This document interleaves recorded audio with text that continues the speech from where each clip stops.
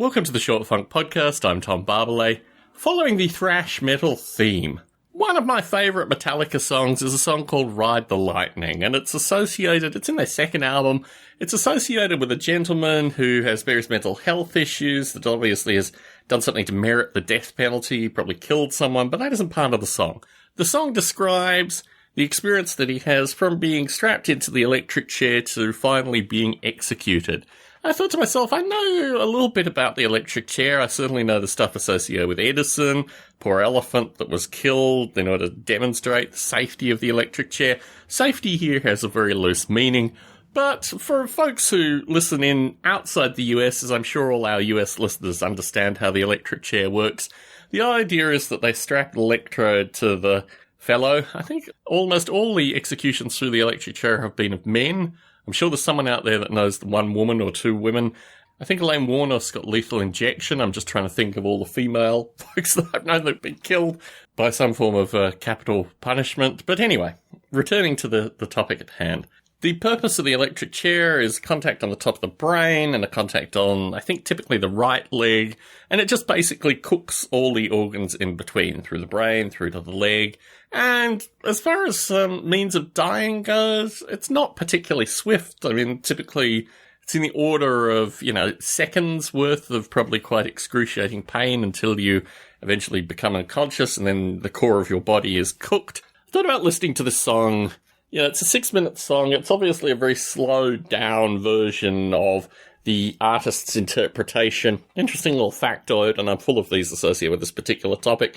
Ride the Lightning was written by Dave Mustaine, who went on to create Megadeth when the folks in Metallica kicked him out. He obviously was highly productive before they kicked him out, because I think they kicked him out prior to their first recorded album, but this was still material that appeared on their second album.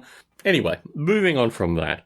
An interesting fact, aside from the elephant being killed, which I think is just really distasteful in terms of electrocutions, the only other electrocution that I could find online in terms of electric chair, vastly shorter time period. The electric chair typically now runs in 55-second cycles, so they go for 55 seconds of high voltage through the condemned, a pause for I think typically the same amount of time, and then 55 seconds again. When they killed Leon Kozlos killed, or assassinated as the term is properly used, William McKinley. William McKinley, I don't know which president he was, but he was assassinated by Kozlos in 1901. He was an anarchist, long story behind that, but let's just moving on from that. He was given the electric chair relatively soon after he was tried and electrocuted within the same year. So all happened in 1901. It's the only, to my knowledge at least, film recording of electrocution. There's a lot of fakery that exists online, but it's considerably shorter than the current electrocution, which probably means that they use a higher voltage, probably a higher current as well, in order to execute the condemned. It's interesting associated with the death penalty, because I think of the death penalty similar to a number of cultural things in this country. I feel it's thoroughly barbaric, never really achieves any of the modes necessary. I mean, I think it's effectively, 55 seconds to 100 seconds worth of torture.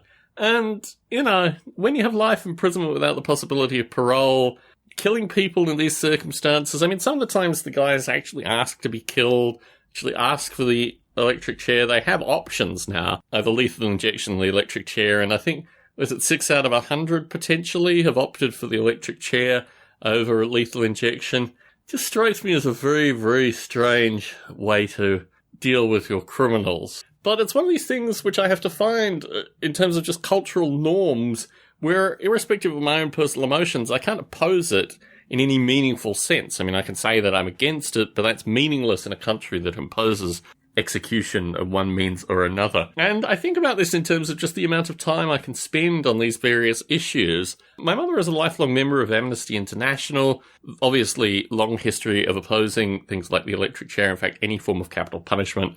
But living in the US, I just have to be at peace with the fact that this thing exists.